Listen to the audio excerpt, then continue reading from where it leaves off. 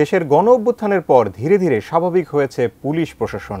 ঠাকুরগাঁয়ের সবকটি থানায় কার্যক্রম পরিচালনা করছেন পুলিশ সদস্যরা। বিস্তারিত জানাতে সদর থানার সামনে থেকে যুক্ত হচ্ছেন প্রতিনিধি এম এ সামাদ। সামাদা, আমরা জানি যে গণ অভ্যুত্থানের পর সারা দেশেরই থানাগুলোতে কিছুটা স্থিমিত হয়েছিল এবং এখনকার পরিস্থিতি আপনার মাধ্যমে ঠাকুরগাঁয়ের থানাগুলোর অবস্থা জানতে চাইব। ধন্যবাদ শাকুর। ঠাকুরগাঁয়ে 5টি উপজেলায় 7টি থানা রয়েছে।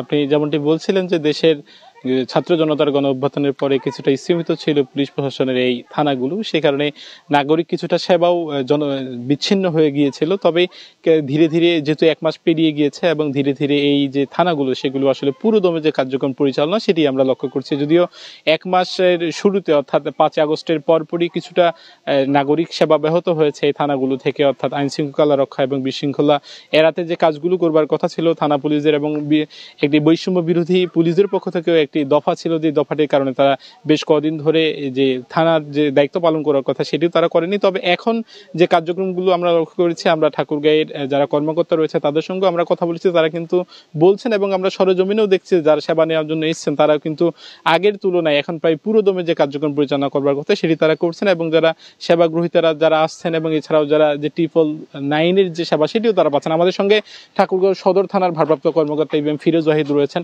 আপনাদের থানার কার্যক্রম কেমন চলছে এবং যারা ভুক্তভোগীরা রয়েছেন তারা কিভাবে সেবা পাচ্ছেন? আচ্ছা, ধন্যবাদ। আমাদের পুলিশিং কার্যক্রম সেটি পুরোদমে চলছে। সেটি হলো আমাদের পুলিশ সুপার মহোদয়ের একদম দিক নির্দেশনা যে তৃণমূল পর্যায় পর্যন্ত মানুষের যত অভিযোগ আছে, যত মামলা করার যে বিষয়গুলো আছে, আমরা প্রত্যেকটা অ্যাটেন্ড করছি এবং প্রত্যেকটা বিষয়ে আমরা আইনগত ব্যবস্থা নিচ্ছি। এখানে রিসেন্ট আমাদের যে 12টা মোবাইল সেগুলো দিন রাত 24 ঘন্টা এবং সকাল 8টা পর্যন্ত সেটি দিন রাত 24 ঘন্টা তাদের কার্যক্রম আমাদের চালিয়ে যাচ্ছি।